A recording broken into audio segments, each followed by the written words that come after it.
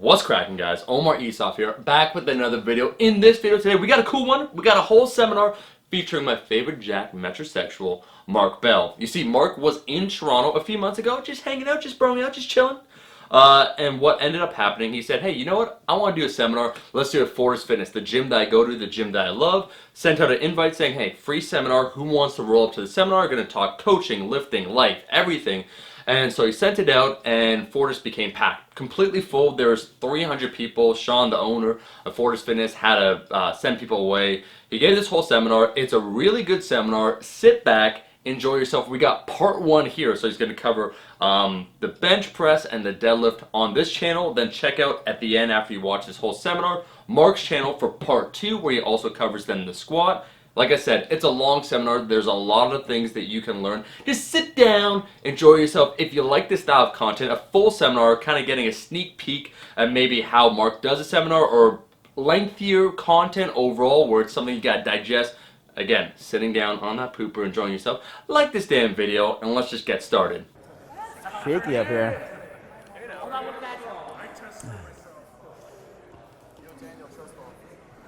All right. How's that look? Beautiful. Is that good height? Hello. Got it. Yep.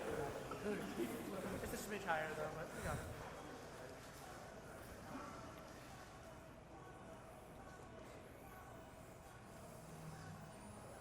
All right. Need somebody to kill the music. Is this working? Not right now, it's not. What the? Finish it. What kind of place is this? I'll go without this thing. Where the sound systems don't work. In Italian, Technical difficulties. It would just be loud in general. For example.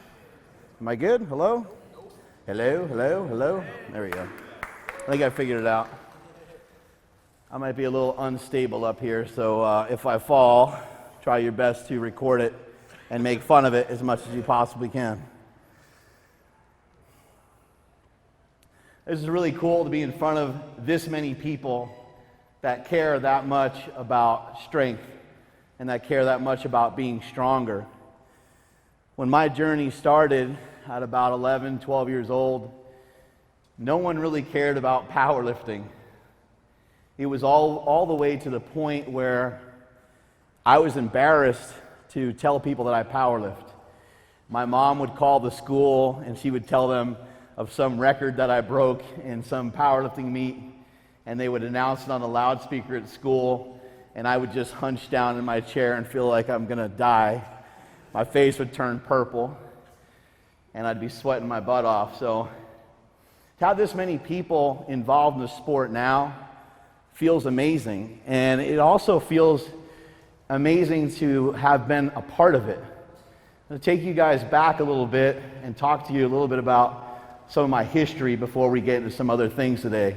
We'll end up doing a Q&A. We'll end up showing you how to deadlift, bench, and squat and all that good stuff too. But if I'm going to teach you how to lift, I feel that it's my obligation and it's my mission in life to make the world a better place to lift. And if I'm going to fulfill that dream, I feel that I have to teach you guys a little bit on how to live before I teach you how to lift. Teach you some of the lessons that I've learned under the weight, under the iron, some of the lessons I've learned in the gym. Nearly all the lessons I've ever learned have been in or from the gym. Every invention, everything you see online at howmuchyoubench.net, and everything you've seen that has come out of Super Training Gym has all been a collaboration of things that have happened in the gym. Some of them are older than others, and some of them are newer ideas and concepts. But I didn't really learn much from school.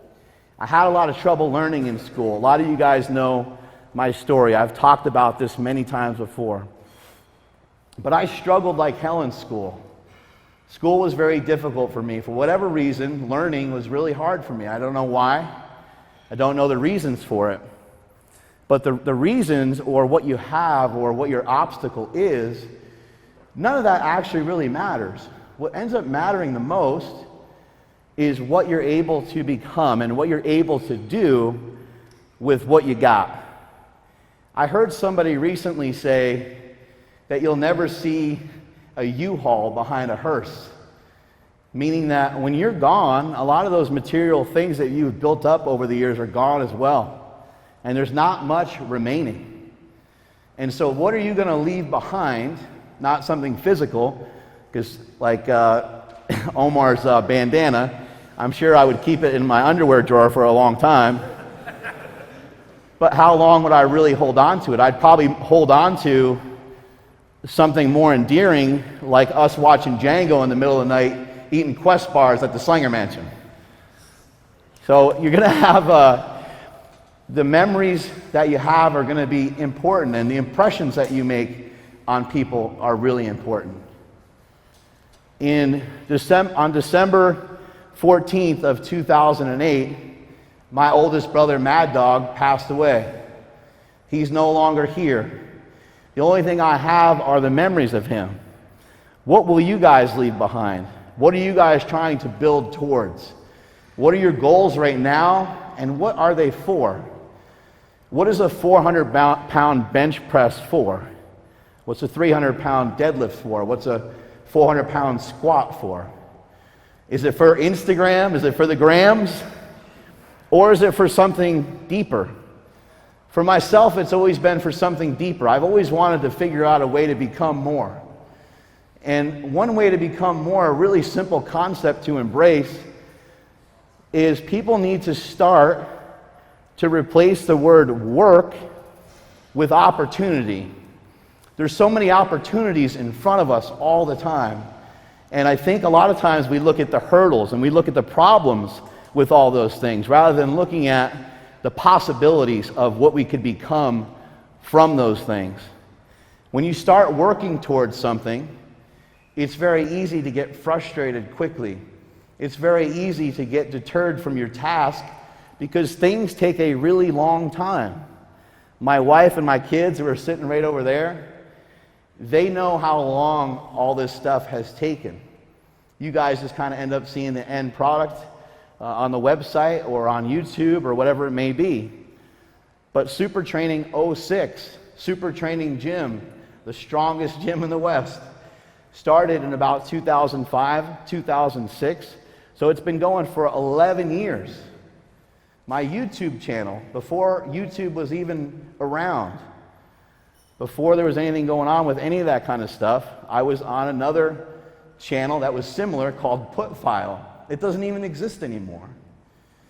If you're hungry for a goal, how long can it take you? If you're hungry to work towards something, to get something that you really want, it's going to take as long as necessary. How long will it take you to get in shape? As long as necessary. How long will it take you to warm up for a bench workout? As long as needed. How long will it take you to warm up your shoulders and elbows and stuff before you start a bench press workout or something like that? How long is it going to take? Is it going to take 4 minutes, 8 minutes, 12 minutes, 25 minutes? It doesn't matter how long it takes, because if you set a certain goal, then all of your actions have to match those goals. All of your actions have to start matching all of your goals. Now, if you're just starting out, you might be a little bit more timid. It might take you time to come around. But the faster that you come around, the more that you're going to get, and the faster you're going to get it. So if you want to be better, you got to work on being better every single day. People make success and they make goals and they make all these things out to be so very complicated. I already told you of my struggles in school. I would say that probably most of you in this room, or at least I'll give you credit and say half of you in this room are probably smarter than me. More than half of you, I can guarantee, can read a lot better than me. So what's going to be the difference? The difference is going to be that you work towards your goals every single day. Being on a mission to make the world a better place to live is a really tough thing to try to figure out. And that's why my day always starts very early. I try every single day. It doesn't always happen. I try every single day to wake up at 5 a.m. and start getting 2 hours of time to myself where I can get some things done that are working on personal development. I'm working on myself.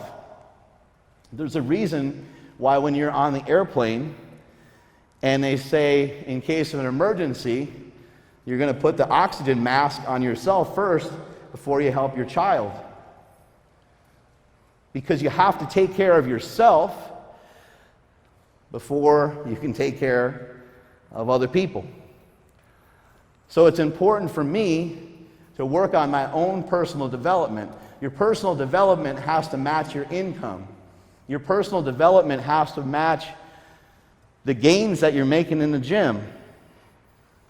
I can't even count. I can't even tell you guys how many people I know that lift huge weights, but they have nothing to say. They don't have a story. They're not embracing the journey. They don't really understand. Maybe for some, maybe it comes really easy. And maybe it's not anything that they ever really have to think of.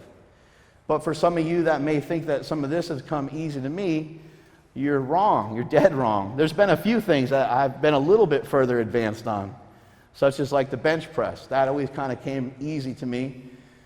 But I had to work my ass off for every inch that I ever took. And a lot of you guys in this room probably feel the same way. You should be able to see what's in front of you. You should be able to see the horizon, and you should be able to see the sky at the same time. You should be able to take one step and put one foot in front of the other without just always looking down at your feet. Because if you're always looking down at your feet, all you're seeing is the work that you're putting in, but you're not noticing the progress. You're not noticing how much closer you're getting to your goal. And as you get closer to your goal, when you get to the right spot, that's when you can make a leap. That's when you can make a jump, and that's when you can just go for it. That's the time to go for it, is when you get close enough to your goal that you can then say, you know what, I'm just going to go for it. And that's when you go for that 405-pound deadlift or 800-pound squat or whatever the number may be for you guys individually. Each person in this room possesses a talent that's different from the next person. Each person in this room has a different mom, a different dad. Each person in this room comes from a different background. Each person in this room is of different ethnicities from all over the world. And we all possess different things. And it's a matter of trying to figure out what am I going to do with some of these abilities? What am I going to do with some of these things? Some of you guys might not feel like you have anything figured out yet. You may feel lost. And if you feel lost, then welcome to the club. I still feel a little bit lost. And I felt lost for many, many, many years. And I wasn't on the radar, I wasn't on the map of much of anything. I'm going to be 41 in December, until I was about 30. So if you're like 22 or 25 or 28, you don't want to be wasting time, but you have some time. You have some time to let things happen, to let things develop. You can't force things to happen. I can't all of a sudden, I can't become Jeremy Hamilton, who at one point was all-time world record holder at 220 pounds, squatting over 800 pounds, deadlifting nearly 800 pounds, and benching over 500. I can't force that to happen. Maybe I could have him advise me, or maybe I could have him coach me, or maybe we could train together, or maybe I can learn some tricks of the trade. But even then, it's going to take me just a really long time to be able to do that. Because he's got something special in his body. He's got something special between his ears that is allowing him to hit those massive weights like that. For some reason, he loads up 7 or 8 plates on a squat, and he's not scared of it for some reason. Where other people may be scared, or other people even worse, they may be putting a cap on it and they might be saying, that's Jeremy. I'll probably never do that. I'll probably never be like him. Well, why would you put a ceiling on yourself like that? Within reason, we are all capable of just about anything. Can't take my boy Omar here, who's extremely athletic and extremely handsome, but we can't all of a sudden have him have hopes and dreams of playing in the NBA. There's going to be some limitations to what you can do. But the gamut of things that you can do and the gamut of things that are available to you, we're in a really amazing time right now where you can set your own schedule, you can have a YouTube channel, you could sell stuff online, you can do online coaching, online training, you can do personal training. You have a lot of options that weren't available a few years ago. Some of the options that are available now can give you freedom to work towards other things. And we're seeing a lot of other lifters do it. We're seeing a lot of people in the fitness community executing on some of those things. But if you want to take things to the next level, if you want to be a savage and you want to be one of the best in the world, it takes a little bit to be good, and it takes everything that you have every single day to try to be great. Also, greatness is a made-up thing. It's determined by whoever says that somebody's great. Michael Jordan is great. Well, maybe he's great to some, and maybe he's not great to some others. He's one of the greatest basketball players of all time, but that's greatness that we made up that's defined by him shooting a ball into a basket, right? What does your greatness mean to you? What does it mean? Like, think about your dad. Think about your mom. Think about somebody you really admire. Is that person great? My dad, other than my wife, is the greatest person I've ever met in my life. And he's about 5'2". He's not very ferocious. He's not very lethal. And I've never seen him bench press more than 135 pounds. So being great has a lot more to do with a lot of other things than just what you're accomplishing in the gym or on the basketball court and on a football field. As you're going through this journey, you're going to want to start to set some goals that actually make some sense. It's one thing to say that you want to deadlift 500 pounds and have something that's a little bit more long-term, or 800 pounds, or whatever the number would be. But it's also a little bit ridiculous sometimes to set a goal that's so far away and so far out. Why not set some things that are a little bit more low-hanging fruit that you can actually reach for? Things that are actually going to make you feel good. You can say to yourself, you know what I'm going to start doing? Rather than say you're going to go on some sort of crash course diet and try to lose 50 pounds, or even just talking about a diet, period, why don't you say, you know what? I am going to lose 1 pound.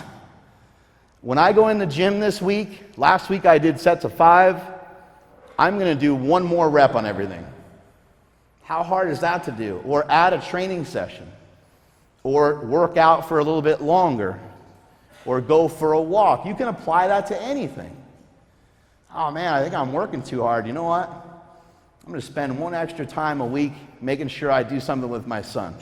I'm going to spend 1 extra time a week making sure I'm doing something with my Quinny over there. What's up, Quinn? You can set your goals for anything. And the easier that they are, it sounds kind of cheap, right? But the easier that they are, the better you're going to feel, because success breeds success. As you start picking off some of those goals, as you start crossing some of those things off your list, you're going to feel better and better about it. I had somebody recently tell me they can only get to the gym twice a week.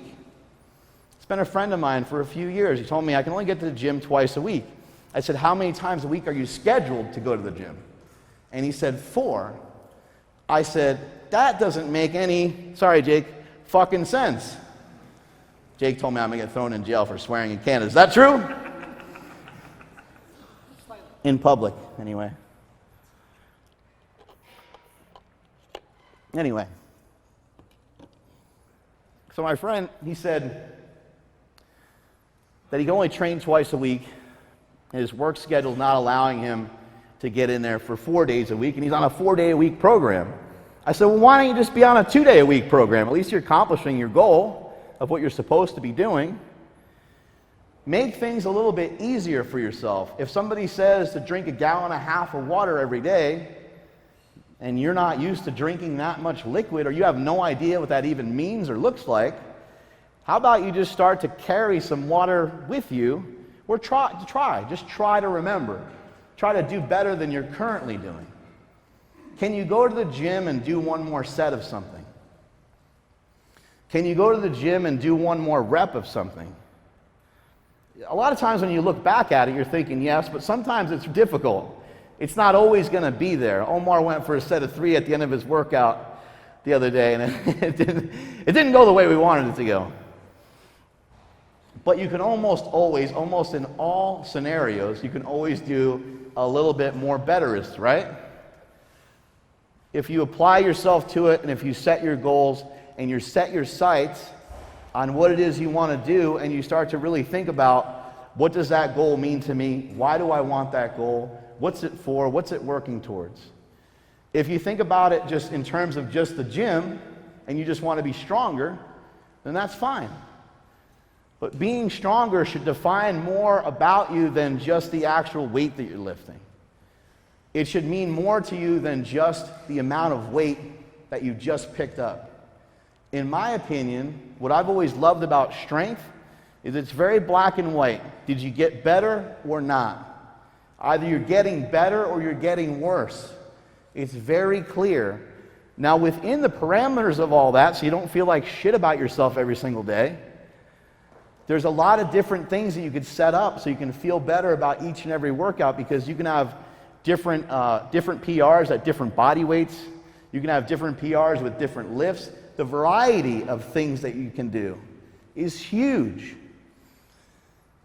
Also, it doesn't always have to be just about the weight that you're lifting. In here, it's a challenge. You're trying to make yourself better than you were the week before.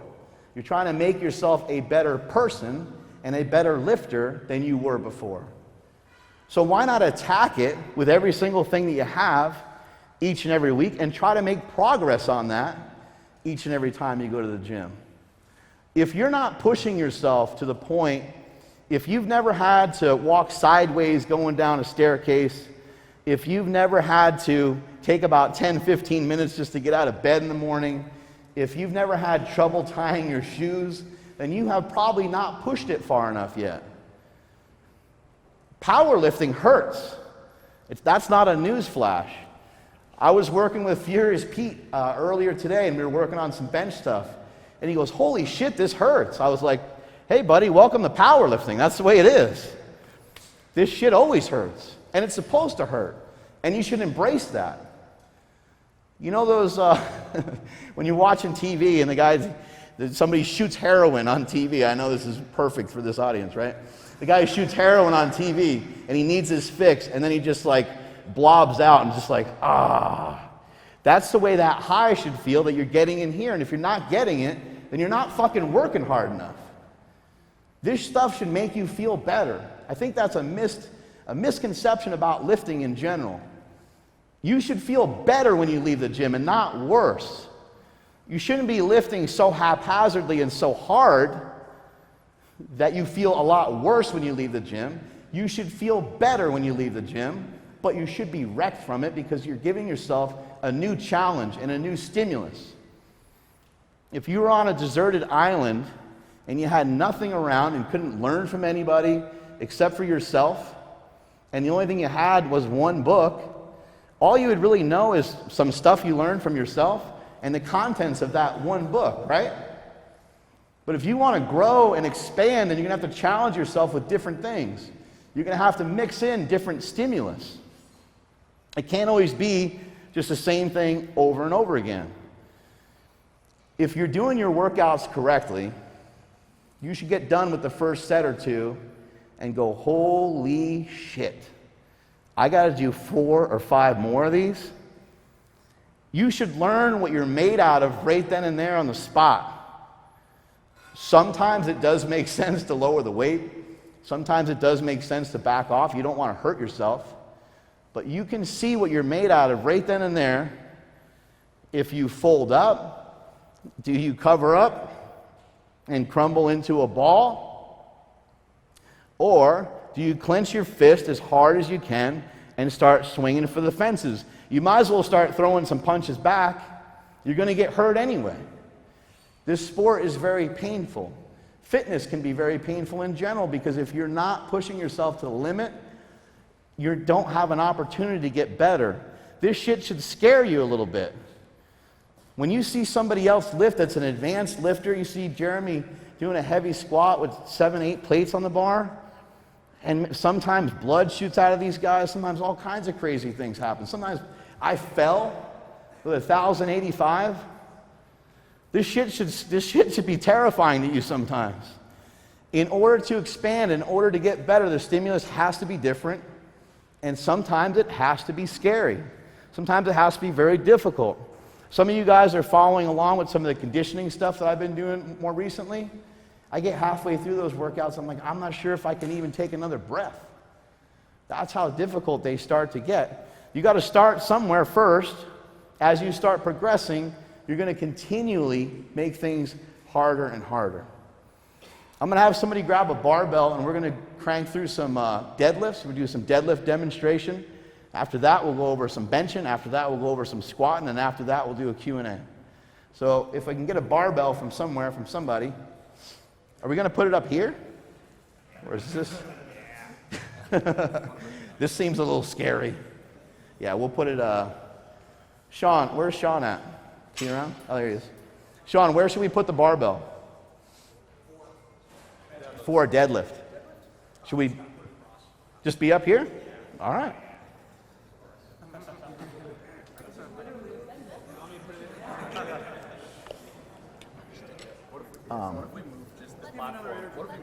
Yeah. Let me come down from here. Whoop. All right. Got the bar loaded up a little bit here. We're in some tight quarters here. No, you're good. Oh, you want me to do it up there? Oh yeah, we got you. You want to go up there? Go ahead. You can go up there. Hey!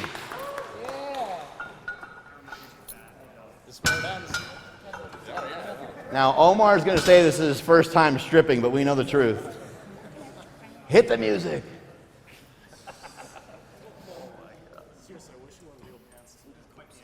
Yeah, check out those pants, huh? These angles are free. All right, so the good news is that a deadlift, literally you bend over and pick up the weight, and it's not that difficult to understand and to grasp.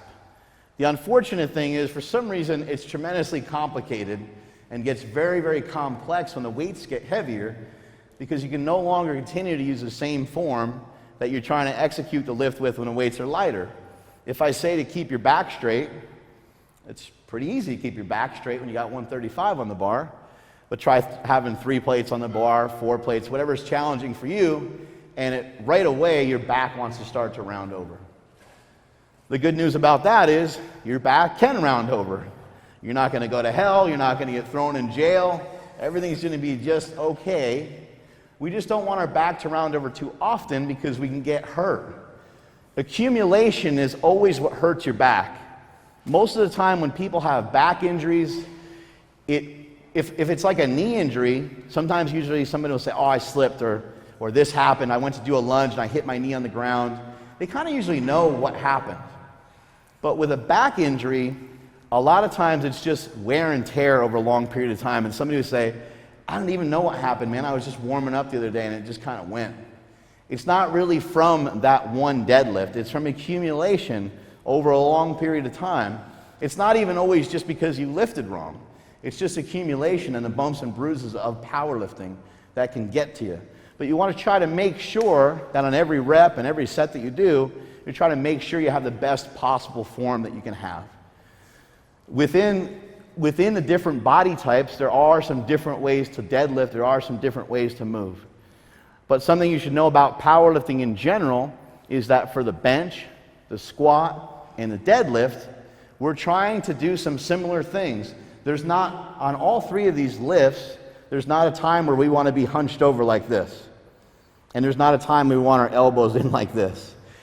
We always want to try to have our chest up. We always try to want to make it look like we're tough. We always want to try to make it look like if a girl was walking by, you'd suck it in a little bit, get the chest up a little higher, show them those pecs, right? That's what the ladies are into, right, Andy Bell?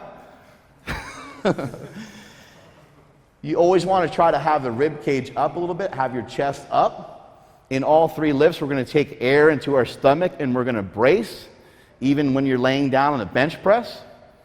On all 3 lifts, we're also going to try to pull our elbows in a little bit. If Omar tries to deadlift this bar right now with his elbows out, he's going to be rounded over quite a bit. So he's got to pull his elbows close to his body. That's the same exact movement that we do when we get underneath the bar and we squat. It's the same exact way that we bench press too. Ends up helping out that all 3 lifts end up being a little bit similar, right? Chest is up, stomach's tight, elbows are in. So here's what a deadlift is supposed to look like. Here's how I teach it. Just going to hinge from the hips, so he's just going to bend from the hips first.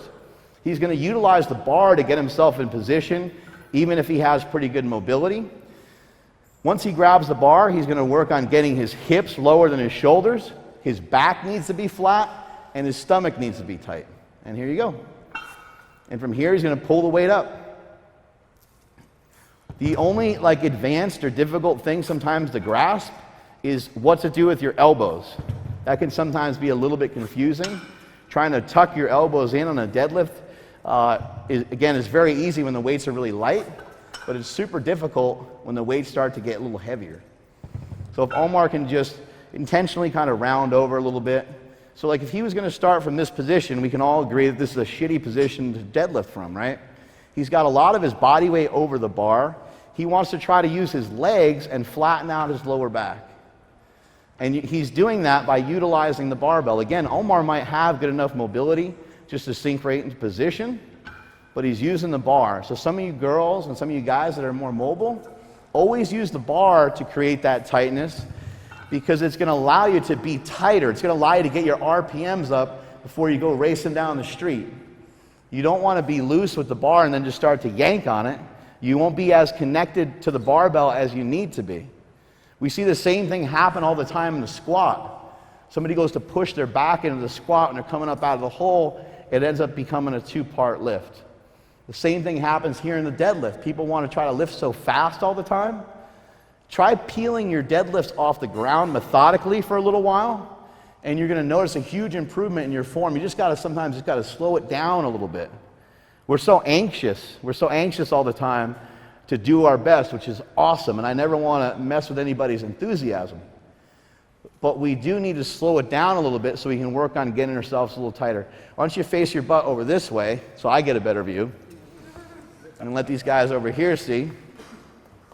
He's just going to do about 3 reps. Again, he's going to use the bar to get himself in position. Going to get the back flat. Notice the hips are lower than the shoulders. And as he's coming up towards the top, he's also trying to flex his butt. By flexing your butt, by flexing your glutes, you can actually save your lower back. A really important thing for you guys to remember. The sooner that you can engage flexing your butt, it's going to keep you at a better angle throughout the whole lift. It's going to keep you in a better posture the entire time. I like to always try to flex my glutes as soon as the weight gets to about mid-shin, because it works out that it's all going to click a little bit later than that. So as soon as that weight gets to just above your knee, that's when your hips are going to want to try to come through as fast and as strong as possible. Going to have them demonstrate a sumo deadlift. A lot of the same rules apply here, just that we're going wider. Our hands go inside where our feet are. He's going to posture up a little bit, and he's going to pull right from there. Again, he's going to utilize the barbell. So if he starts with his hips high, his back is rounded, and his hips are high. And he's going to lower his back down. He's going to get his back flat, and that's going to sink him into position. Just by getting the back flat, your hips kind of automatically want to come down. You haven't sumo pulled much, huh? The form looks good, though. 4 out of 10. How's he looking over there? Yeah, these guys are excited. Get some too? That's right. Yeah, flip around, show everybody this way. One of the most common mistakes on a deadlift is just having the lift become a 2-part lift. Some of the things that can help against that, always going back and trying to fix your form is going to be really crucial. I know Jeremy, as I mentioned earlier, an all-time world record holder. It's just unbelievable. That's why I keep mentioning it. It's really insane to be able to have a record like that. But Jeremy's a big fan of a lot of work, a lot of volume. And the volume that you get from the barbell exercises oftentimes is the best recipe for how you fix your form. Somebody say, hey, what's the best assistance exercise for that? And there are great assistance exercises to choose from. And I'm of the belief that your training should be like 33% of 3 different things. One would be the strength training that you do, the barbell movement itself. The other would be some of the accessory work that you do. That would be hypertrophy. And the third thing that has to be in there, even though we don't want to work on it, would be some mobility/conditioning work, depending on where you are in your training and depending on where you are in the year. But some of that has to be addressed as well. The better shape that you're in, the faster you're going to recover from your workouts and the more you're going to be able to handle. He who is the strongest is the person that can go at it the hardest the most often. So that's why when you see someone like Kevin Oak or Jeremy or Dan Green or some of these guys, you're like, your mind, or Larry Wheels, right? Your mind just explodes because you're like, they're doing it every week. It's like, oh, he benched 500 this week, and then he benched 525 the next week. Then he loads it up to 550, and then all of a sudden he's doing like 625 or something. And you're like, what is happening? What's happening is that these guys are the byproduct of a lot of training, and that training starts to accumulate, starts to pile up. Their body starts to get used to it. For most of us, it'll wreck you, but if you're an experienced lifter and you've been doing it for a long time, your body starts to be able to handle it, and the byproduct of that is getting stronger and stronger. Years ago, I didn't see anybody really doing a lot of frequency on anything. Once or twice a week was kind of the max. Everybody put a limit on it. Everyone said, oh, that's how you power lift. And then anytime anybody talked about squatting 3 times a week or 4 times a week, we're always like, that's for weightlifters. The weightlifting crowd does that. And then somebody at some point said, hey, wait a second. Olympic weightlifters are actually really strong. Maybe, and they're very strong raw. They wear minimal equipment, and they can squat like crazy. So somewhere at some point when raw powerlifting started to take over, that's when a lot of people started to implement a little bit more frequency in their training. Squatting 4 times a week, squatting every day, some of these different things. Now what I would say though to that's fine if you want to put more time into something and you want to increase the frequency. It can be very, very effective. I'd also just be a little bit cautious with it because what I'm always after is what's the most optimal. So it's cool if you get stronger squatting 4 times a week, but what happens to your bench press? Or what happens to recovery? What happens to injuries overall and those kinds of things? You're going to want to look at the overall picture of everything and not just think about, oh, how did that affect this particular lift? Because if that lift goes up, that's great, but what if you blow out a shoulder? Or what if you do A, B, or C? Because you don't think that your shoulder is getting wrecked when you're squatting because you might not feel it, but your shoulder's getting killed. Your shoulder's getting killed worse on a squat, and your lower back is getting killed worse on a bench press than it is on a deadlift. I know it's hard to understand that, but trust me, after doing this for so many years, I can tell you for sure that's exactly what's happening to a lot of us, and that's why all of us are jacked up in the shoulder or lower back, sometimes the knees as well. But it's part of powerlifting. When you start to add to something else is going to start to dissipate. The real kicker is the best program is the one you're currently not doing. Because again, once you go towards something, then you left something else behind. And it really sucks, but that's why you keep that 33% in there and you work on things strategically. And if you want to really maximize your gains on a particular lift, like a deadlift, if you want to have like a Dan Green deadlift party where you deadlift, and deadlift some more, that's fine, but what's the out from there? What's your exit strategy from there, and what else does it lead to? Same thing with your diet. You guys know I do a ketogenic style diet, the war on carbs. But what else is that going to lead to? Am I going to really just like not eat another carb the rest of my life? No, it doesn't make any sense. It doesn't make any sense scientifically, and it doesn't make any sense for my body in general. It just wouldn't be a wise move. So I dropped weight using a ketogenic diet. My exit strategy was to move into a bodybuilding diet. The result was I got in the best shape of my life, did a photo shoot, and now I'm here, and now I'm eating whatever I want for a couple days. You always want to be thinking about the future. You always want to be a few moves ahead of yourself. Remember what I talked about in the very beginning about taking care of yourselves. It's really important. I think a lot of times we treat other people better than we treat ourselves. A lot of times we might make a friend accountable. He might say, look, man, you know what? I'm tired of this. I'm benching 365. Well, I might make him more accountable for his progress than I would my own. And that's okay. That's cool that we have friends like that. That's cool we treat people that way. But you want to make yourself more accountable. And you want to tell more people about what you want to do, so that way they're on board with your mission and with some of the things you want to do. The more people you tell, the more in the universe that is, and the better off you're going to be. Because actually, a lot of people want to help you get to your goals.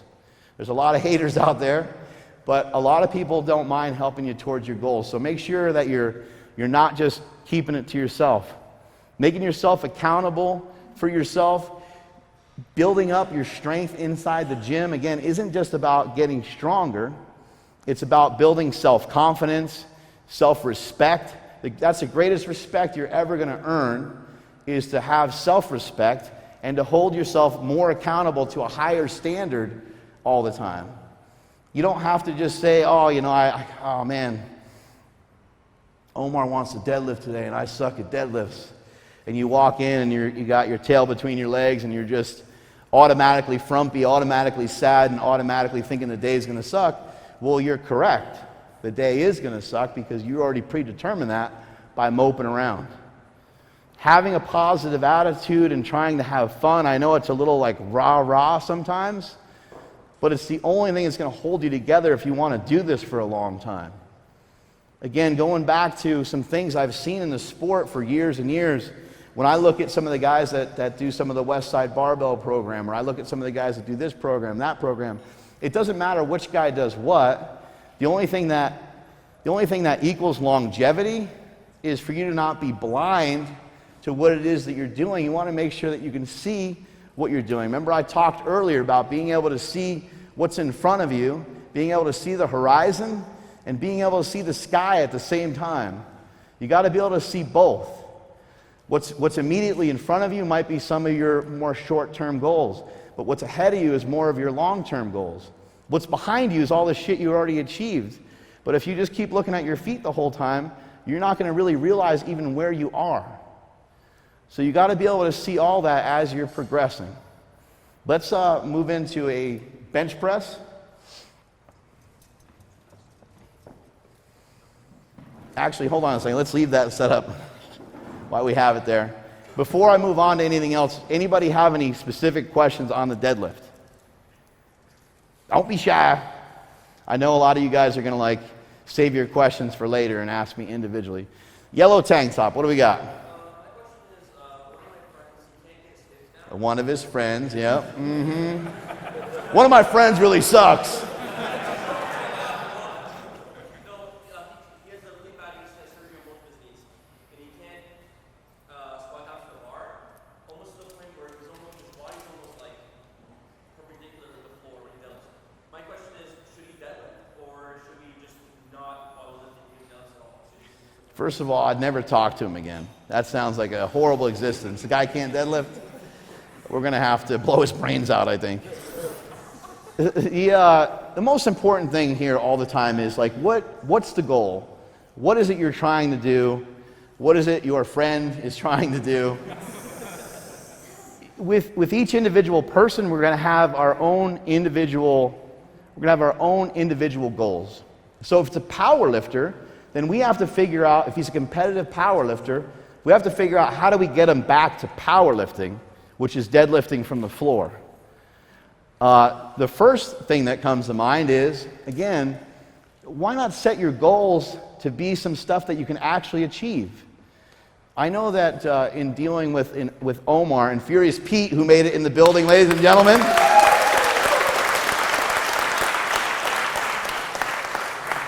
When I see these guys, we're always super excited to get together and get some content together for you guys, for their channels and for my channel and stuff like that. But they don't set some asinine schedule that we can't get to this stuff. You always want to have low-hanging fruit, stuff that you can actually accomplish, because otherwise you're just talking about shit you're never going to do. I always say that cowards talk about what they'll never do. I know so many people that are in that bunch of people that just talk out their ass all the time. Don't be like those other people. Set some goals that are reasonable. So in this situation where the guy can't bend over and get in position for a deadlift, why not just deadlift out of a rack? Just have the weight elevated. You can use the wagon wheels from Rogue Fitness that I helped design for them. Having something that's on an elevated surface and doing a partial range of motion, now he can work his lower back. Maybe he tries some other things to work his lower back. Still working your lower back, but you're maybe not even deadlifting. Something like a good morning. Something like a 45-degree back raise. In the meantime, maybe you're still working on mobility. Maybe you're still working on working your way towards the floor.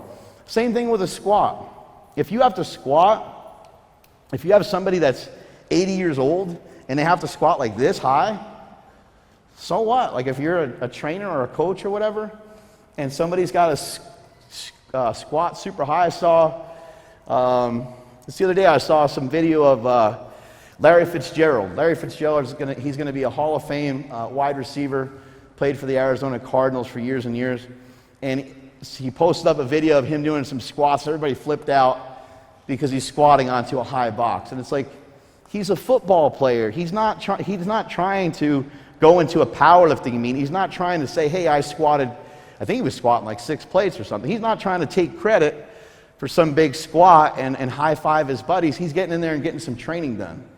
So if we're talking about just training, then we can use things like box squats more often. We can use partial range of motion more often. We could use slingshots more often. We could protect ourselves more often with equipment and with using our head. As a power lifter going into a powerlifting meet, you're forced to just power lift because you have to get prepared for what's going to happen in the actual contest itself, and you're going to have to do everything within the confines and the rules of the contest itself.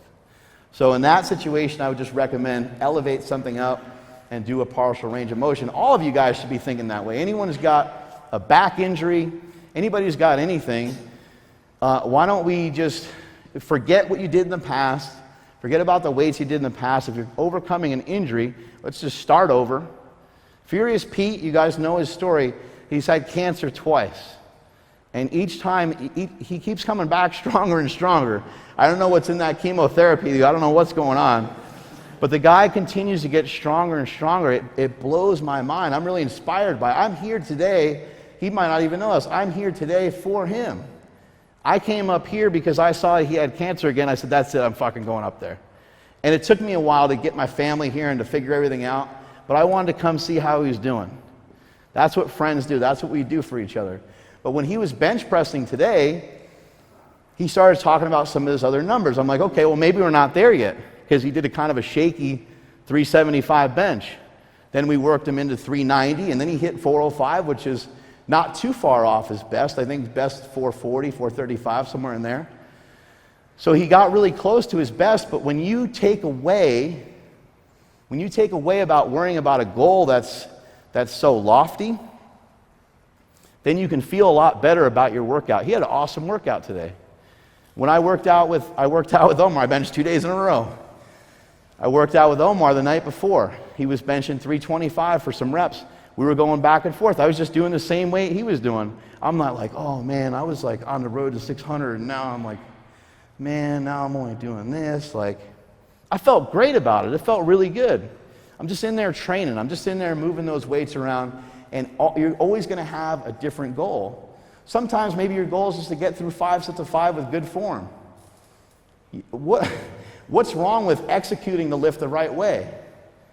Does the lift always need to look like shit? Do you always need to look like you're going to die? Do you always need to turn purple? Do you always need to be bleeding out of your nose? No, you don't. You can actually set PRs a bunch of different ways. And you can watch your friend, or you could video it or show other people and say, hey, you know, this is a set of 5 with weights I've done before, but shit, man, look at how much better this looks. And notice that in the people that you're working with, your training partners and stuff. That's your job if you're someone's training partner or somebody's coach, is to identify some of those things. But it doesn't always have to be more weight. You can continually just work on being better. Any more questions on the deadlift? You were talking about like hip position being lower. I kind of took my deadlift from Alan Thrall and Austin Baraki type, so my hips. Never heard of them. Mine are a bit higher. Does that necessarily make or break anything? No, there's a lot of different ways of doing this, and actually the easiest thing would be to have you come on up here. And don't knock over our setup here, but... I will try my best not to. Whoa! Round of applause, ladies and gentlemen. Oh my God, that was some strength right there. Only strength I have for today. He just tore his meniscus. Yeah. Is there a doctor in the house? Firefighter somewhere. So yeah, just show us your form. Different people are going to lift different ways. So just go through my own regular setup? Yeah.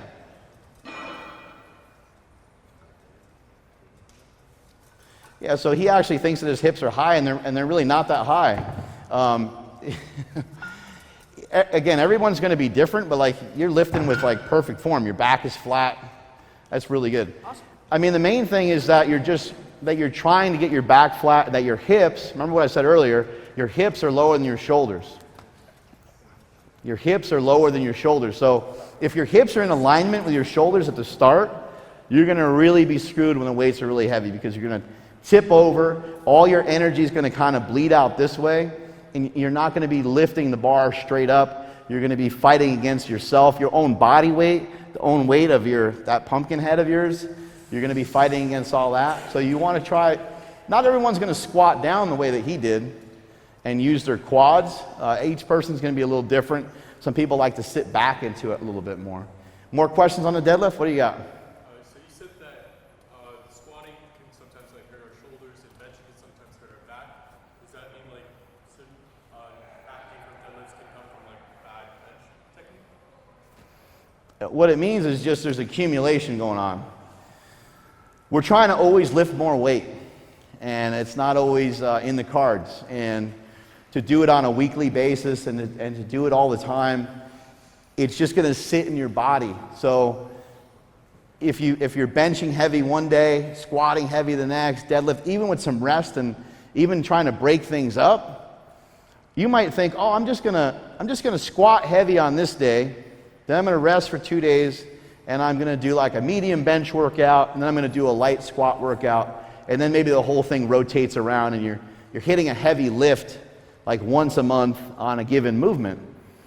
Some of that sounds nice, like the cube method or some of these different things.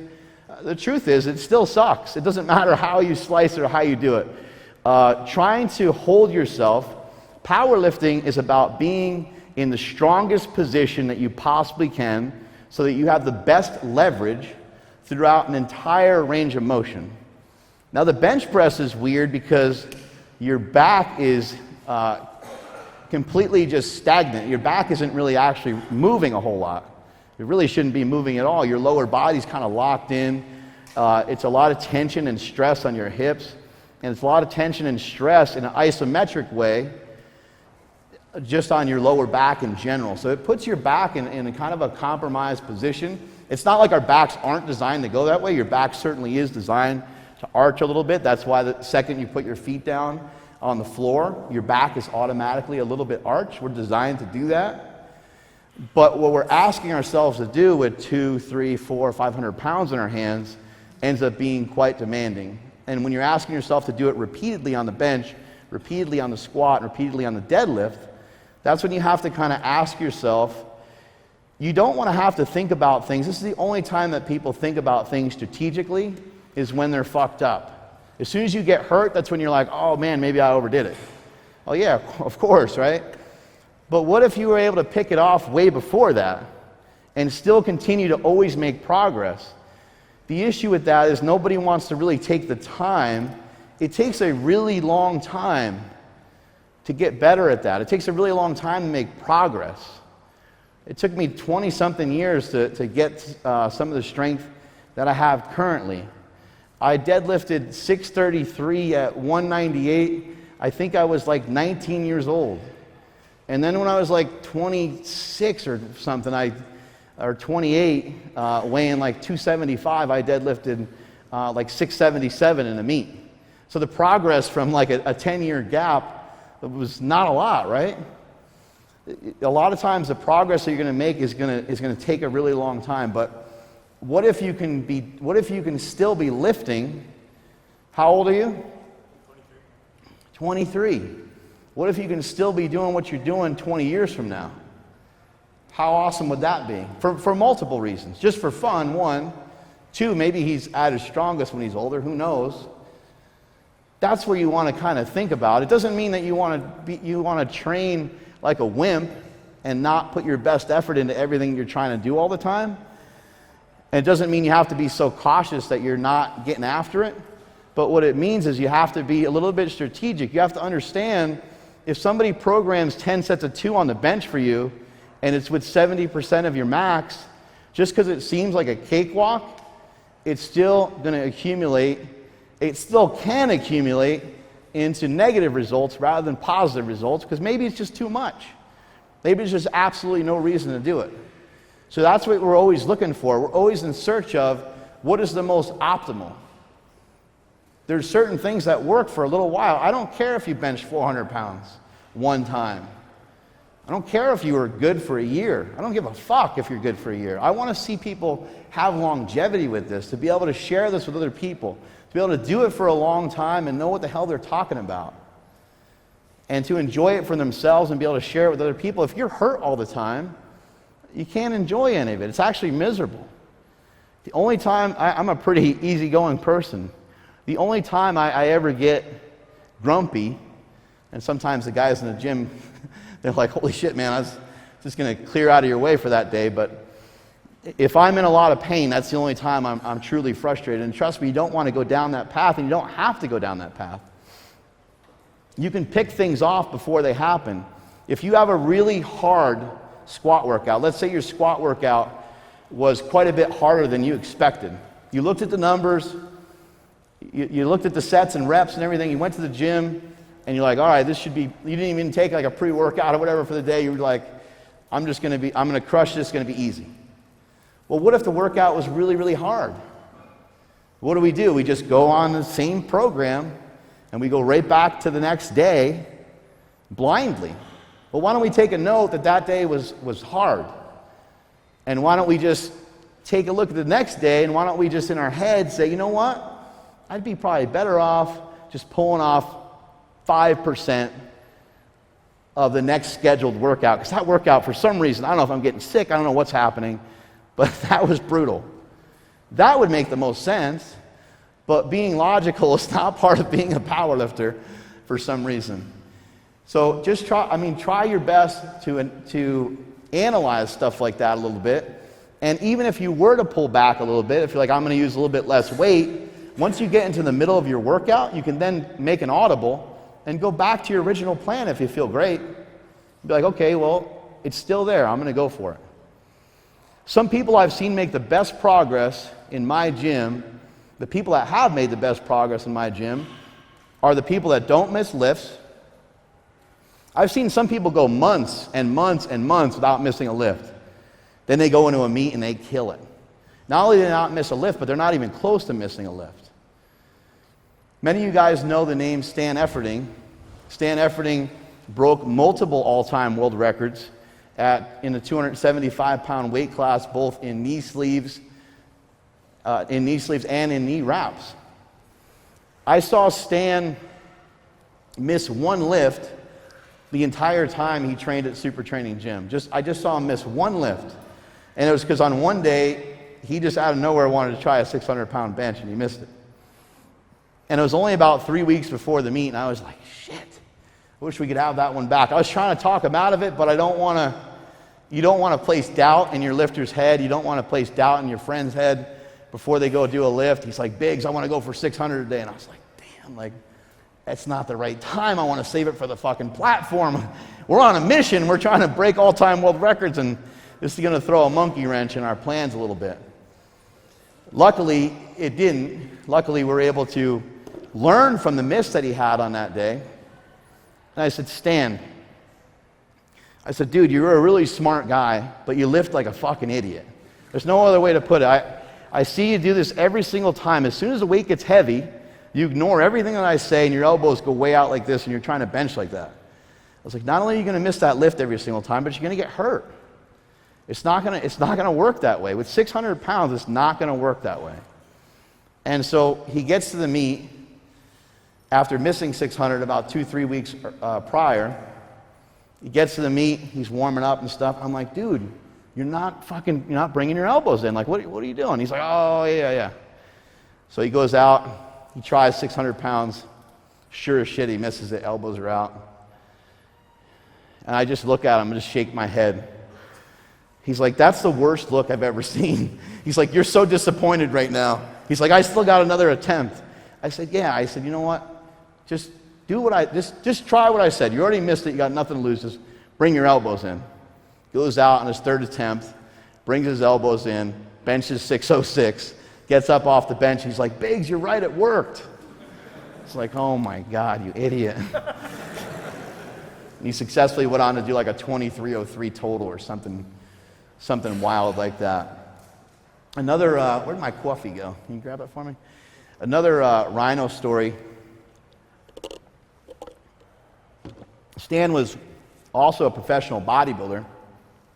And I think that people think, they get confused sometimes, and they think that Stan was a pro bodybuilder and that he was a pro powerlifter kind of at the same time, breaking all-time world records and kicking ass as a bodybuilder at the same time. And that's not what happened. He actually did things one thing at a time. He wasn't trying to ride two horses with one ass.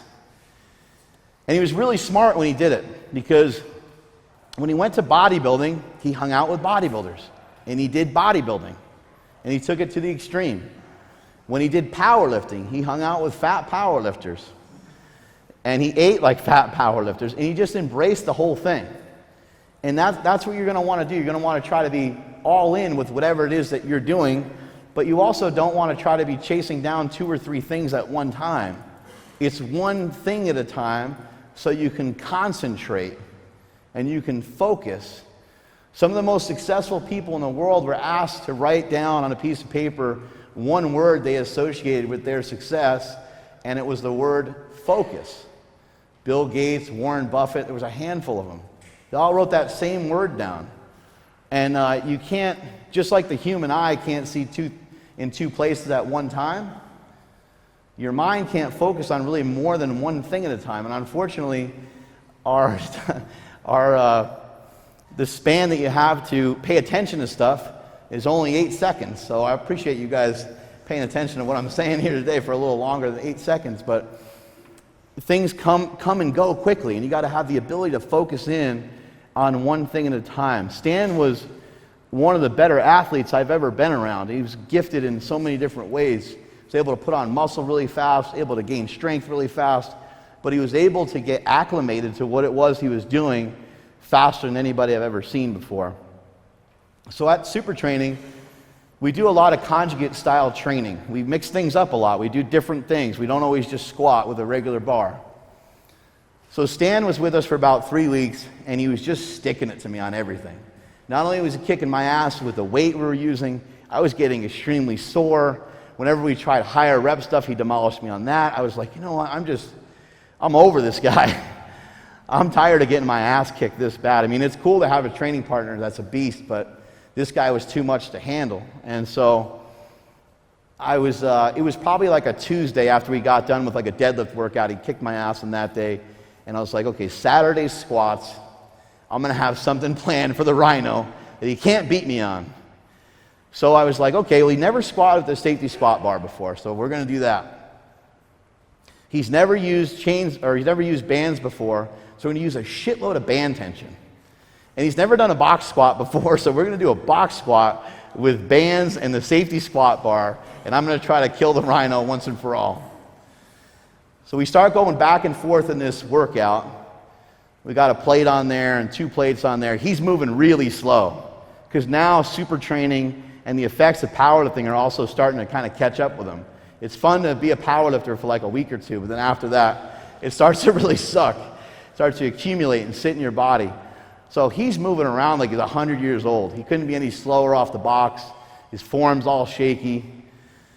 And I can just see he's kind of grumpy. I'm moving 100 miles an hour because I'm excited. I got a bullseye. My target is the Rhino to take him out for the day. So I go through my sets and we keep going back and forth. He's kind of eyeballing me and I'm like kind of smiling back at him like today's my day. Today's my day. So we get up to 3 plates and now got about 4 plates on there. We had a ton of band tension on there, like 2 different bands on there, 200 something pounds of bands. So the bands alone were pretty brutal. We go up to a 5th plate, and I do my set, and I do pretty good. I was like, okay. You know, he did his set with 4 plates, and it was actually really shaky. We were doing doubles. So he gets under the bar, wiggles under it, and he sets himself up, and he makes his Rhino noises, and he picks the weight up, and he goes, yep, yep, yep, yep, yep, yep, yep, yep, yep, yep, yep, yep, yep. And does it faster than you can get up off a fucking couch. He walks by me and hits me on the back. He's like, Biggs, I figured it out. He's like, you just push that bar up a little bit and it's a lot easier. I was like, oh my God. So then from there, it just kept getting worse and worse. I start throwing on like powerlifting equipment. I'm putting on knee sleeves, and then I even wrapped my wrist wraps around my knees to try to lift more weight, and he's still whooping my ass. Then from there, I put on a pair of squat briefs, and now I'm starting to like get a little closer to him. I think I did maybe about 6 plates or so for a good strong double. Then I did 6.5 plates for a good strong double. He was doing the same. He was still moving pretty good. And then I was going to go to 7 plates, but he just put a plate right over top of the outside of the 6 plates in the quarter, and that was that. I was like, I'm out. He's fucking just kicking my ass. I got nothing I can do against that. All right, we're going to move into some bench pressing.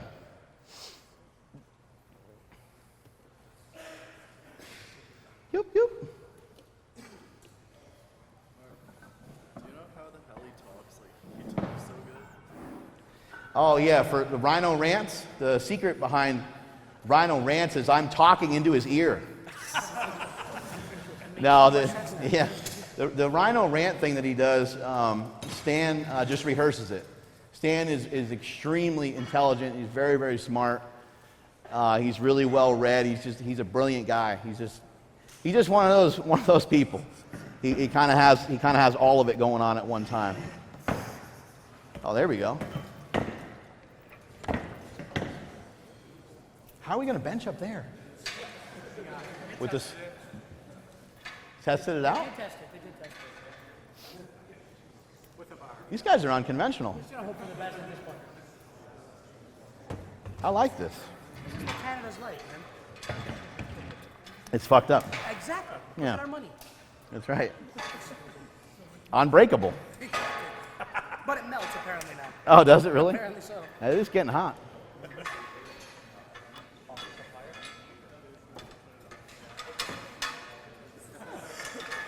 Omar's like, I should have never volunteered for this.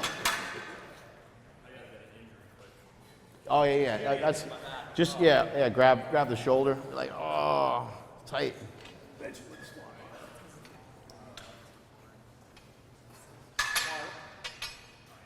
What's up? It used to be heavier, right? Like bigger, super heavy powerlifter. Right. What's the heaviest you did? All right. This is going to take a minute. My fatness story is a big one. In more ways than one. The most I ever weighed was 330 pounds. Right now I'm probably 250 or 255. The lightest I've been recently is more like 240.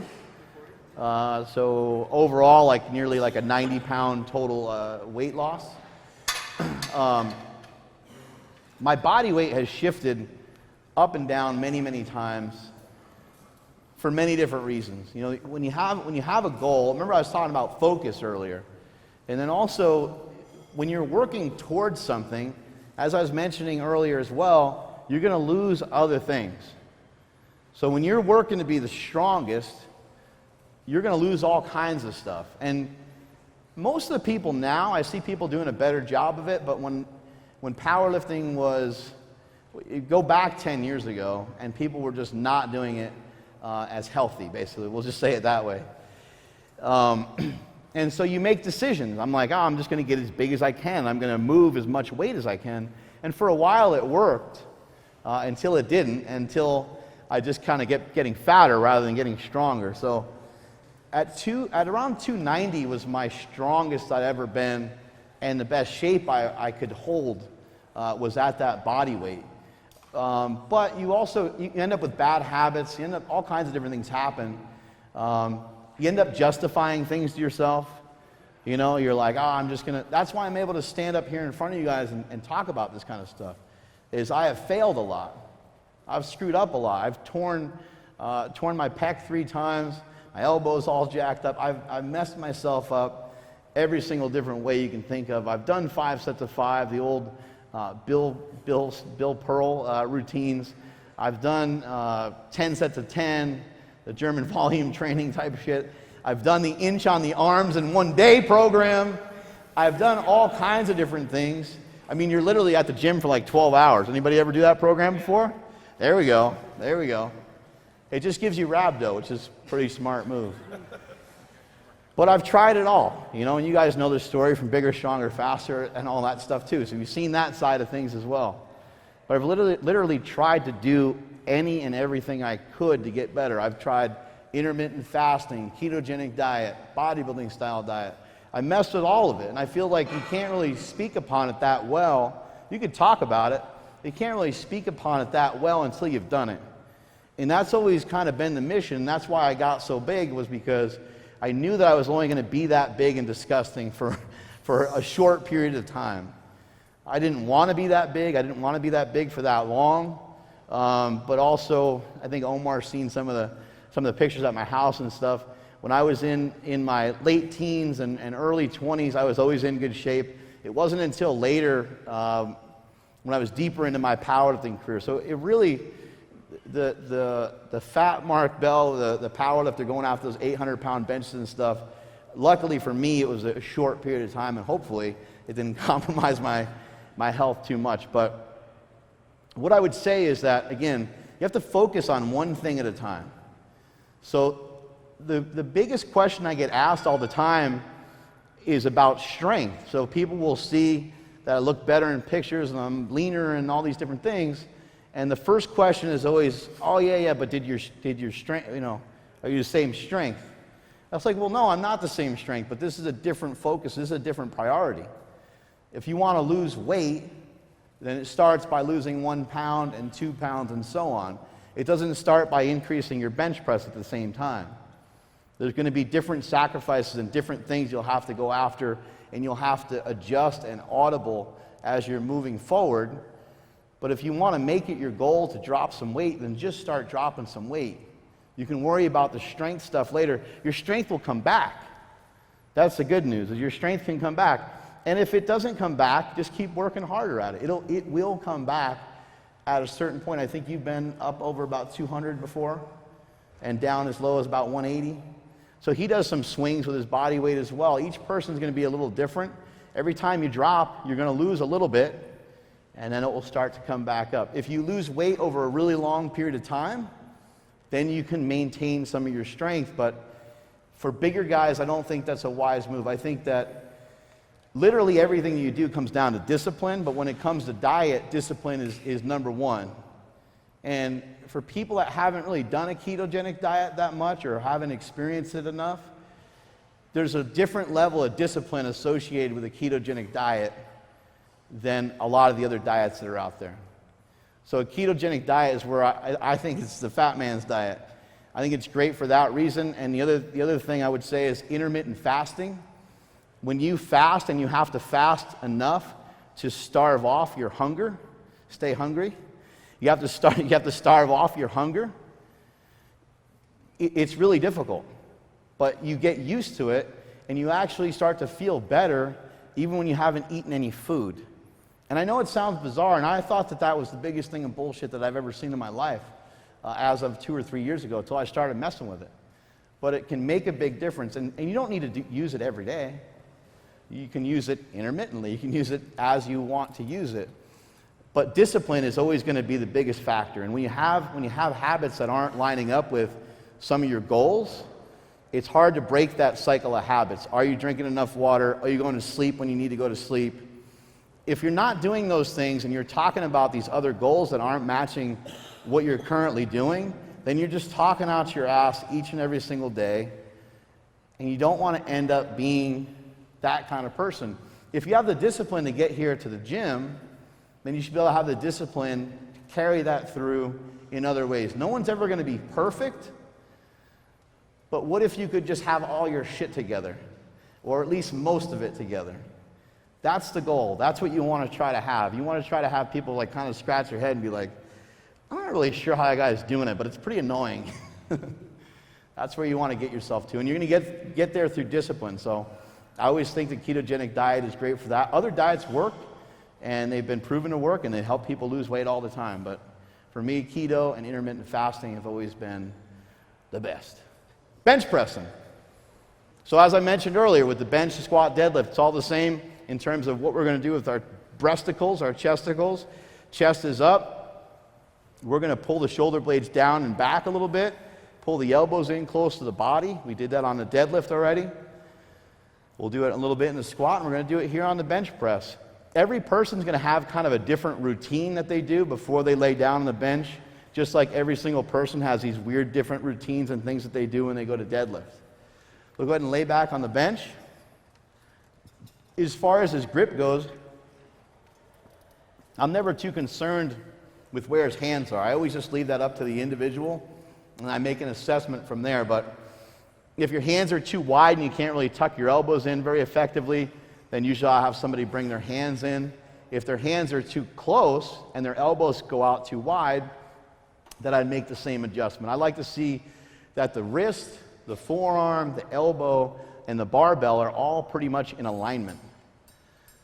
So as he sets up, you can start over just for a second, get completely flat. I sometimes like to start out with, some of you guys might not always have a great understanding of arching your back. But I think that we can all understand what it would mean to feel your whole back on the bench. So I always like to start flat as possible. So if I go to put my hand through here, I can't get through here. His back is touching the bench. He's got his feet up. Some people may like to do it this way or with their feet down. It doesn't really matter a ton. But what he's going to do from here is he's going to go from being in a shitty position to a good one. So he's going to adjust his upper body. And he did that by bringing his hips up a little bit so his lower body was off the bench. Then he had more freedom to wiggle around his upper body. Now he's got his shoulder blades on there. You're trying to screw your shoulder blade into the bench press. If everyone can just, we got enough room, I think. If everyone just stand up for a second. You can relax, ass muffin. Put your hands out in front of you. Hopefully you're not touching each other too much. Hands out in front of you like you're going to bench press. And now just turn your palm over the best you can and have your palm up towards the ceiling. And now pull your chest up and make sure that you don't pull your shoulders up. Make sure that you have them down and back. And now everybody's in a goddamn perfect position to bench press. So obviously you're not going to bench press with a reverse grip, but you would just take your hand from this position here and you just slightly turn it over and you'd be ready to go. That's why you sometimes see people will grab the bar this way. Sometimes people grab the bar that way and set up. It's because it automatically puts everything into good positioning. And that's the Buddha Zen position as well, where the elbows are in, the hand is out. So the elbows are in at the start. As he brings the weight down, he's going to be trying to bend the bar. And on the way up, you're going to try to spread the bar apart. You can see at the bottom of the lift, if you look at him right here, the barbell is on this side of his elbow. And that's exactly where it should be.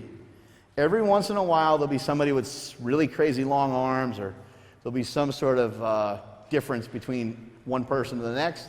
But for the most part, this is perfect positioning right here. The chest is up, the legs are tight, the knees are driven out. You never want the knees to cave in. A lot of times the knees will cave in and the chest will cave a little bit too, because your hips are no longer turned on. Your butt should be flexed on a bench press the entire time, and you should be pushing yourself that way the whole time, trying to push himself into a decline position. If your knees start to come in on a bench press and some of this stuff gets unwound and you get and everything starts to cave in and turn to jelly, then it starts to put a ton of pressure on your shoulder. And then you're like, I don't know, my shoulder's killing me. I'm trying to bench the right way, but every single time you're benching, you're benching with shitty form because you're not thinking about from your toes all the way up to your nose. This whole thing starts from your toes. So your toes all the way up through your legs. When you're in a good bench press position, this bench might be just a little bit high, but your hips should be a little bit higher than where your knee is. With his hips higher than where his knee is, it allows him to keep his chest and his rib cage up. From here, once he's paused on his chest here, he's going to drive the weight up and back slightly. Whoa! Steroids! Wow, I have not seen Omar that upset before. I don't know what triggered it. It was probably the trend. Some people will say Photoshop, some people will say trend. So you see he's going to push the weight up and back a little bit, going from the nippies to the double chin area repeatedly. There we go. Rack it. Some of the common mistakes that I see on a bench press are obviously the elbows are going to flare out a little bit early when you go to press. How do we correct stuff like that? How do we correct somebody's butt shooting up every single time they do a deadlift? Again, if you go back and you work on the mastery of the lift, and you work on things like 5 sets of 5 and 6 sets of 4 and 4 sets of 6 and 8 sets of 3 and so on, it doesn't really matter the rep and set combo, but whatever the rep and set combo is, for your total amount of reps for the day, the most important thing is that you're able to put a little smiley face next to it for your form. Your form should be locked in on every single rep and every single set that you do. If you can't think about the lift, this is something really important for you guys to embrace. If you can't think about the lift, if you're struggling with your form, you want your form to be better, I'd like for a lot of you to erase what you know about your strength. Just forget it for a minute and find a weight that allows you to think about what you're doing.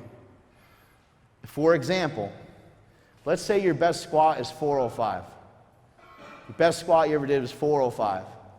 And you're struggling to keep it together on squats and you're struggling to make progress. Use a weight that allows you to think about what you're doing for 5 sets of 5. Meaning that when you unrack the weight and you walk back, you're thinking, okay, how are my feet? All right, I got to drive my knees out. Chest needs to be up. I need to be in a good, strong arch position. And on every single rep that I do for today, and every single set that I do for today, I want every single lift to be executed the best that I possibly can do it. So you'd want a 10 out of 10 in terms of your performance for every single rep and set that you did in terms of the quality of the rep that you did. You don't want any deviation of that. You don't want to be leaning forward at all. And so maybe for somebody that squats 405, maybe the most amount of weight they use for the day is 185 pounds. Maybe you add a little bit to see if there's any deviation. If we're just strictly talking about getting stronger, then the rules are slightly different. But if we're just talking about locking in your form, and you're also talking about you're sick and tired of not making progress, then the most important thing to do when you're not making progress is to try something different. Again, there's nothing wrong with executing the lift the correct way. It doesn't always have to look so intense. There doesn't always have to be death metal on, and you don't always have to have a lot of hate in your heart to get through a powerlifting workout. The workout can sometimes be a little bit more casual, where the focus is, you're going to hate it. It's not going to be fun. It's not going to be the best thing. but it's going to be the best thing for you. Set after set, rep after rep of it being perfect. You could even put something like that at the end of a workout because it's more than likely going to be with a weight that's so light that it's not going to challenge you that much. So it could be some extra practice that you get on an extra day. But to go through your workouts the same way every single time, to just round forward on every heavy squat that you ever do, just doesn't make any sense. And you're not only going to get hurt eventually, and I know a lot of you guys are like, fuck that, I ain't getting hurt. You will get hurt eventually. You do the sport long enough, injuries are going to come your way. It's inevitable, even when you're trying not to have them come your way. But you want to try to embrace the form and technique so that when you get to those heavier weights, you can execute them easier. You're going to make progress faster. So if you can't think about the execution of the movement, then the weight oftentimes is too heavy. I'm not really talking to some of the more seasoned people, like a lot of the veteran lifters, a lot of you guys that have been lifting for a longer period of time. A lot of you guys almost already know to do that. And that's why a lot of guys will just be like, yeah, I'm just working with like 2-3 plates today. I'm just going to get some movement in. I'm just going to feel good about it. But for a lot of you younger guys, sometimes you're so obsessed with the programming that you have in front of you that you think the best way to do things is to have 87% of your max all the time or some fairly high percentage of your max. Well, sometimes it would make sense just to do the lift better rather than to always try to lift more. Your central nervous system is a very, very delicate thing. And if you beat the shit out of it, it will not allow you to get better. And so sometimes you have to take a step back and you have to lift the weight with better form and technique rather than just trying to grind through it. We have any questions on the bench press? So you kind of like kicked the question to the curb with the reverse grip thing. But was just also curious. For me, that was always a more comfortable lift, even after I actually separated my wrist doing that. Popped it back in and just kept going. Damn. Yeah, it was weird. It was always a more comfortable lift for me because I always had some shoulder issues, and Right. obviously, as you explained, this is the proper position. Do you feel that it's, besides my comfort, do you feel that it's worth doing, or should that be one of those things you leave, like, just keep it simple and do the regular stuff? Also, on the same note, do you feel that high rep benching, like anywhere between 20 to like whatever, high rep is worth doing or not worth doing? So to answer the first question with the reverse grip, I don't really see a lot of great reasons to do it. I don't think most federations even allow it, correct? I mean, there's like maybe only like one or two. I guess if it feels good to you, probably doesn't hurt to utilize it occasionally. When it comes to repetitions, people have gotten insanely strong utilizing high reps. Eric Spoto, one of the strongest bench pressers of all time, 722 or 727 pound bench, something like that, at Super Training Gym a few years back.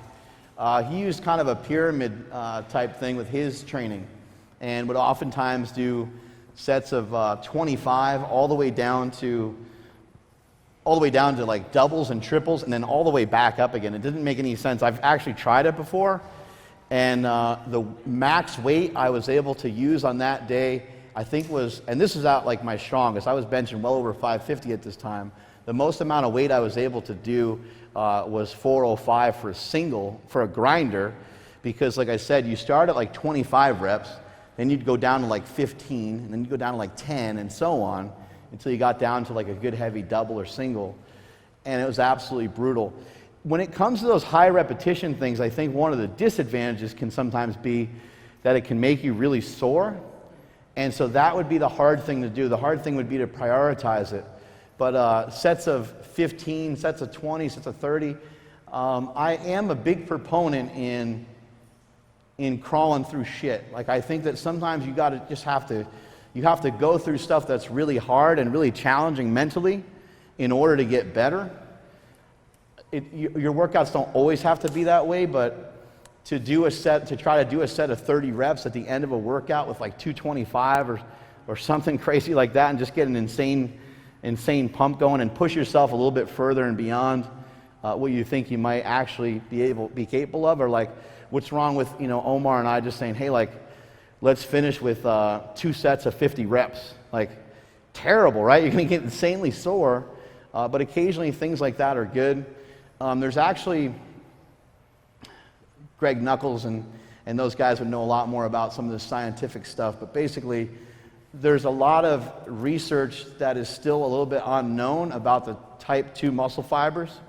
There's a lot of, with the fast twitch muscle fibers, we know that when we train heavy, we know how they get stimulated, and we have a decent understanding of how a lot of that stuff works. But what they're starting to notice is that with the slow twitch muscle fibers, that a lot of people don't train them enough, and that you can get a lot out of training the slow twitch muscle fibers as well. So basically, you want to do low repetitions, and you also want to train some high repetitions as well. When you start to do things like time under tension, you do 5 sets of 5, it would achieve something similar if you just had a really slow tempo. Anybody coming off an injury, it's called strength aerobics. You just Google it and it'll give you a lot more information than I can. I'm not specific in that way. I don't work that way. But strength aerobics are unbelievable. And it would be sets of 10, sets of 15 reps with really, really slow eccentrics.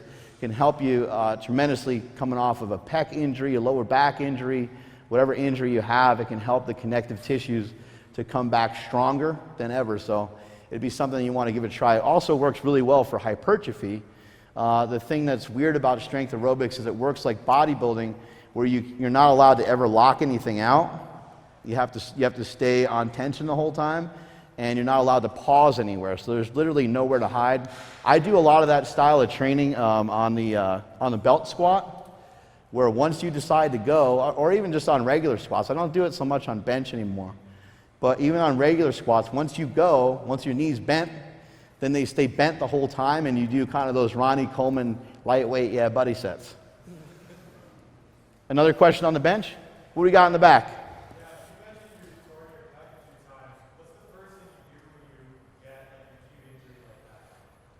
Yeah, the first thing again would be, the most important thing is to get back to what fucked you up in the first place. That's my opinion, is you want to try to get away, you want to try to get around the fear.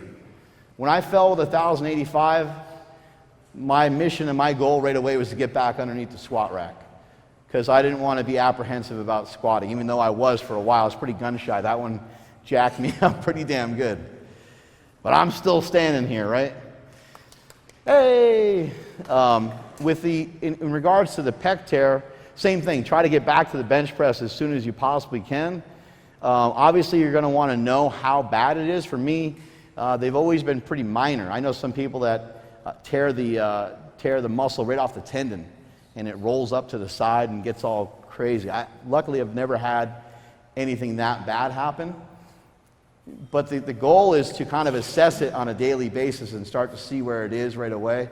And then I used a lot of strength aerobics over the years to help improve, to help lay down the muscle fibers better. But for whatever reason, anytime I came back and anytime I started getting into those big weights, I would get injured again. And that's ultimately what led to me retiring, is that I couldn't solve that mystery of how do I keep lifting heavier.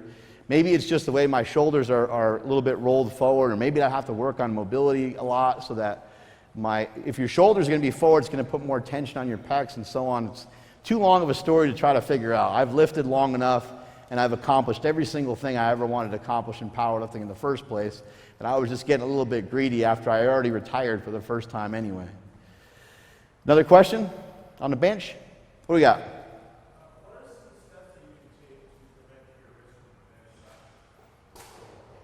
In regards to, I see a lot of people have their wrist kind of bent back on a bench press.